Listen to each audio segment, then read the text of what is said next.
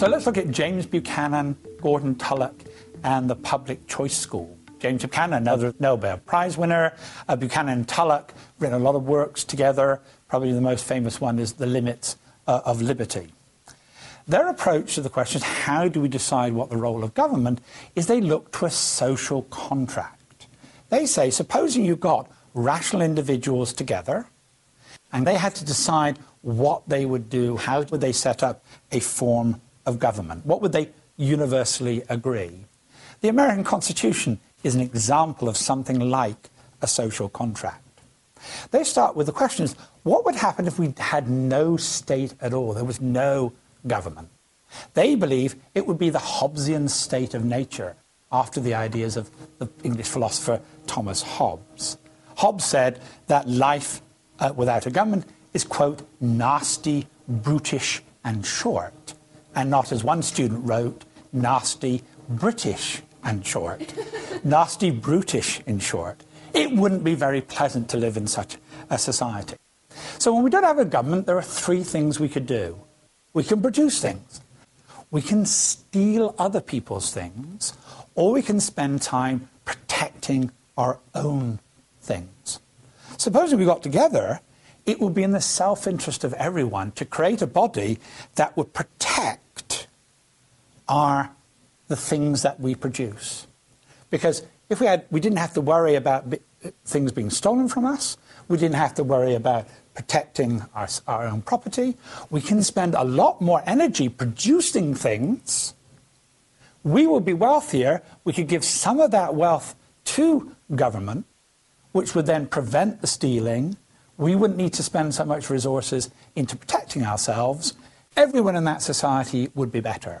So it's argued that rational individuals thinking about what sort of government they would want would agree on creating a government whose responsibility was to protect our life and property.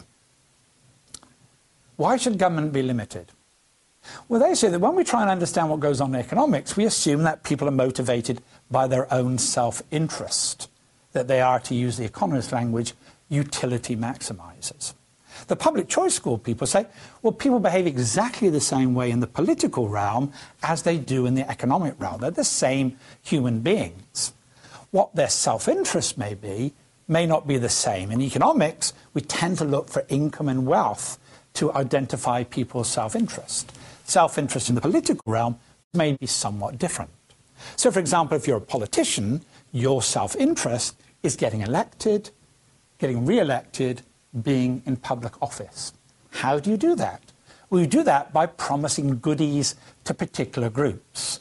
Vote for me, I will protect your Social Security. Vote for me, I will reduce your student loans. Vote for me, I will support your farms. So it's an investor's self-interest of politicians to promise goodies to particular groups within society.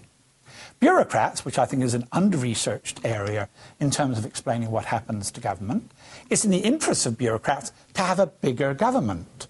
The more government there is, the more income they probably have, the more power they have, the bigger their offices there are. It's better for bureaucrats to have a bigger government than a smaller government. And for most interest groups, the way they look to government is, how can we manipulate government to work to our benefit? They are, again, to use an economic term, rent seekers. How do we get the rules written in such a way that prevents it more difficult, for example, to a competitor to enter into the market and compete with us, or makes it more difficult to import goods from abroad? So the problem for the public choice school is that most political actors have a vested interest in growing government well beyond what people agree in the social contract. So that's why they think government needs to be limited, to prevent it going well beyond what the proper role of government should be. So what should be the role of government in that context? It's often described as the public goods state, that the state under public choice has two responsibilities. The protective state, it should protect individual rights, especially our property. And it should be a productive state. It needs to provide the public goods, deal with the sorts of externalities that we've talked about before. It is not the responsibility, public choice argue, to have any form of welfare state that goes well beyond the social contract. So a lot of public choice work is interested in the question of how do we limit the role of government? How do we, for example, should we amend the US Constitution to ensure that there would be a balanced budget? So why does government grow far beyond that which people would reasonably agree under the social contract? For example, why does the federal government of the United States do so many more things than the limited and enumerated powers that was established in the US Constitution? The Public Choice School explains this by the concept of concentrated benefits and dispersed costs. That is, the benefits of government program are concentrated in the hands of a relatively small number of people, while the costs of those programs are spread among a larger group of people. Let's take agricultural policy, for example. Agricultural subsidies, agricultural tariffs that make it difficult to import food from outside the United States. Only about 3% of the population in the United States is engaged in agriculture. The 97% we're not. But when it comes to deciding agricultural policy, these 3%, they really, really care about it. It would determine who they vote for. It would determine who they campaign for. It would determine who they will give money for. They will throw cow manure over politicians who don't support these agricultural subsidies and tariffs. What about the rest of us, the 97% of us? Well, we all lose by this. We lose because we pay higher taxes to subsidize this. We lose because of the tariffs. That means we pay more for the food we buy in the supermarkets. So you would think, in a democracy, here's a policy is in the interests of 3% and against the interests of 97%. Obviously, you would think, in a democracy, the policy would fail.